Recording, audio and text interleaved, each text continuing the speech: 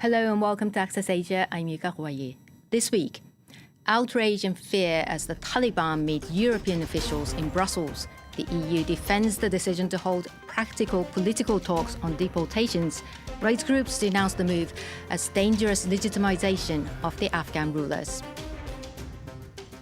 Japan's Imperial couple wraps up a visit to Europe as a succession crisis looming over the world's longest surviving monarchy is back in focus. We'll take a closer look. And a durian tsunami storms Malaysia, where a nationwide oversupply sent prices plunging and locals are cashing in, filling the streets with pungent smell. A delegation from the Afghan Taliban was in Brussels for a meeting with the European Union. The closed-door talks focused on sending failed asylum seekers back to the South Asian country ravaged by war. A growing number of governments in the 27-nation bloc want to increase deportations for those deemed ineligible to stay in their host countries. Rights groups were up in arms over the visit, saying building ties with the Taliban flew in the face of the EU's values. Carrie Garland reports. The message from these rights campaigners was clear. Amnesty International protested a visit to Brussels by a delegation from the Afghan Taliban, which neither the European Union nor Belgium recognises. We are quite literally in the realm of spitting in the face of the values supposedly upheld by the European Union and by Belgium, which claim to defend international law and human rights. While here they are compromising themselves with a regime that is utterly destructive of freedoms, that tramples on human rights every day. Brussels, however, defended the meeting, which centred on a potential deal to return failed asylum seekers to Afghanistan. The EU is mandated by the Council to maintain operational engagement with the de facto authorities in Afghanistan. So these are technical level contacts. This does not mean recognition. This by any means does not mean recognition. The visit comes amid a wider push to crack down on irregular migration in Europe and boost deportations. About 20 of the EU's 27 member states have expressed interest in returning some migrants without a right to stay to Afghanistan. Some governments have pushed ahead, with Germany deporting more than 100 Afghans with criminal convictions since 2024 and Austria following suit. Since returning to power in 2021, the Taliban have steadily curtailed rights, restricting women's freedom of movement, banning girls from education beyond primary school, and further enabling child marriage. Afghanistan is also in a deep humanitarian crisis. According to the World Food Programme, more than 17 million people, or one-third of the population, are food insecure, while the country is absorbing tens of thousands of people returning from Iran and Pakistan. To South Korea next, where the AI frenzy has sent the value of the country's top chip makers skyrocketing, and their workers have become some of the country's most sought after, both in the job market but also in the marriage market. At this matchmaking service in Seoul, marriage consultant Lee Sung-mi evaluates potential partners for her clients, noting a marked shift in the desirability of certain candidates.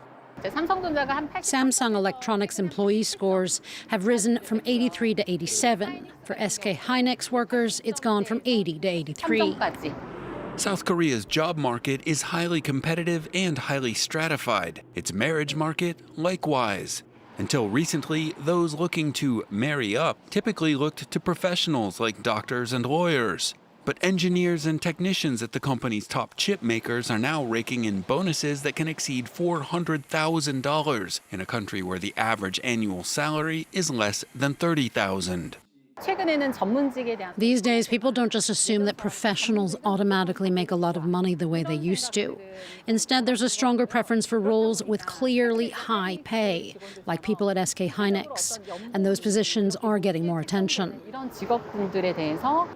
While their workers are becoming more attractive marriage prospects, the jobs themselves are in even higher demand. In 2021, Korea University partnered with SK Hynix to launch a semiconductor engineering degree program. It's now drawing applicants whose admissions scores rival those of the country's top medical schools. Semiconductors are arguably the only industry that can truly ride the AI boom.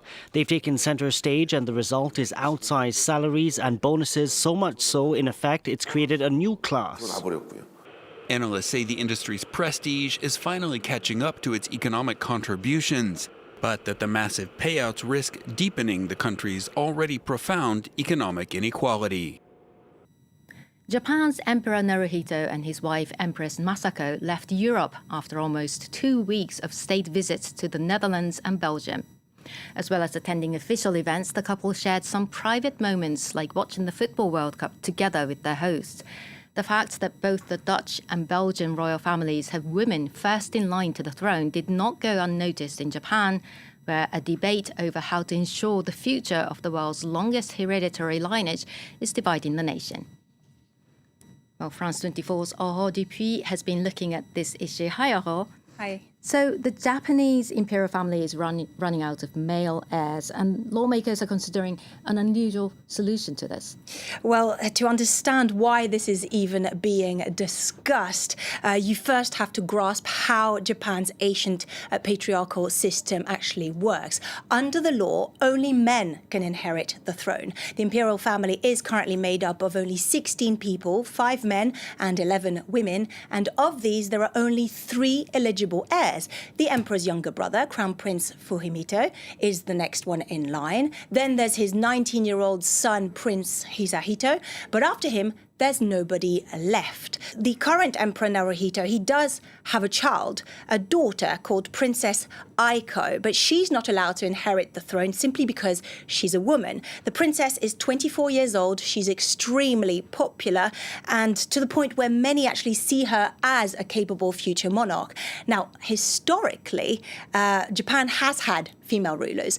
Out of 126 emperors, 8 were actually women, but none could pass the throne to their own child. And pretty much every time, their reign was temporary until a permanent male heir was found. Now, today in 2026, Princess Aiko isn't allowed to even do that. So instead of allowing her to succeed the throne, lawmakers are in favor of adopting distant male relatives. Who are eligible then?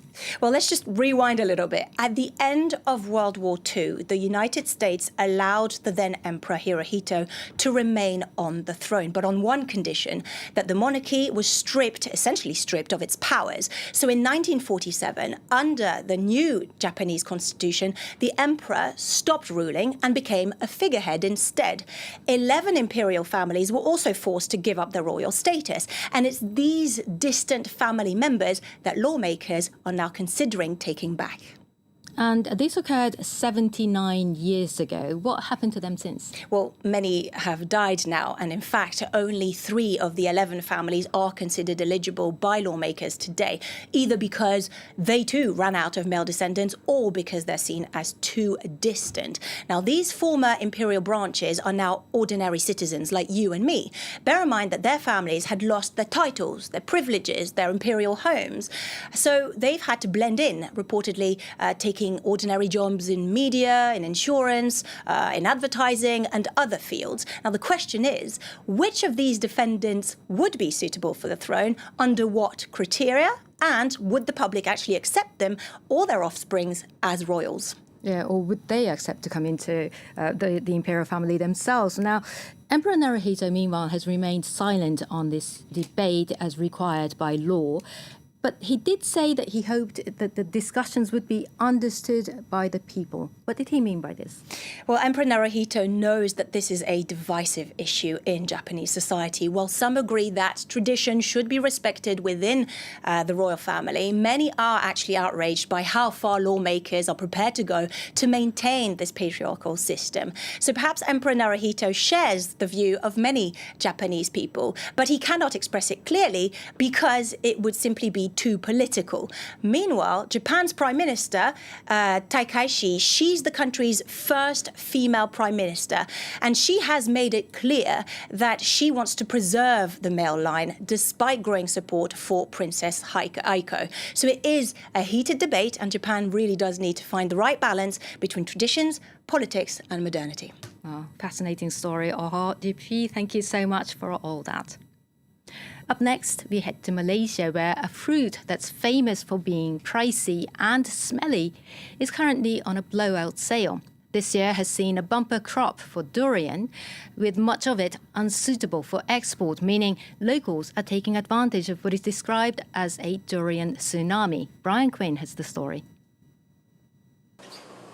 Following their nose, on the outskirts of Kuala Lumpur, Malaysian fruit aficionados are descending on local market stalls to snap up durian as the spiky fruit hits rock-bottom prices. Oh, it's definitely cheaper than the price that we usually buy back at home. We've bought a lot more than we usually do anyways, yeah. Durian is notorious for its smell, variously described as rotten onions, dirty gym socks, or even vomit, to the point where it's served with plastic gloves and banned from public transport systems in at least 2 Asian cities. Its flavor, though, is so prized that it's been nicknamed the king of fruits, with prices to match. This season, Malaysia, which typically produces more than 500,000 tons of durian per year, has had a bumper crop. But many of the fruits are too small for export to their usual destination, China. The result? What locals are calling a durian tsunami, as the price per kilo of the Musan King variety has fallen from roughly 19 euros per kilo to just 2. This year's production is up by around 30 to 40%. Because of that, durians this year are even cheaper than they were 20 years ago. The glut is a boon to durian lovers of more modest means. But for producers who have already seen their profit margins hit by rising fertilizer and transport costs due to the war in Iran, the situation stinks. That's all for this edition of Access Asia. Thanks for watching and see you next time.